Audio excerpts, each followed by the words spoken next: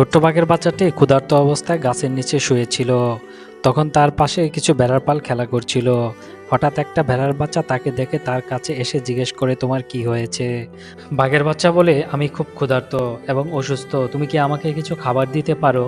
তখন ভেড়ার বাচ্চা বলে, আচ্ছা ঠিক আছে, তুমি এখানে অপেক্ষা করো, আমি তোমার জন্য খাবারের ব্যবস্থা করছি। তাই বলে ভেড়ার বাচ্চা তার মার কাছে গিয়ে বলে, ওই গাছের নিচে একটা বাঘের বাচ্চা অসুস্থ হয়ে পড়ে আছে, আমাকে কিছু দুধ দাও, আমি ওকে খাওয়াবো এবং সুস্থ করব। তখন মা ভেড়া কিছু দুধ দিয়ে দেয়। সেই দুধ নিয়ে ভেড়ার বাচ্চা বাঘের বাচ্চার কাছে গিয়ে দুধ খেতে দেয়। বাঘের বাচ্চা দুধ খেয়ে একটু সুস্থ হয়।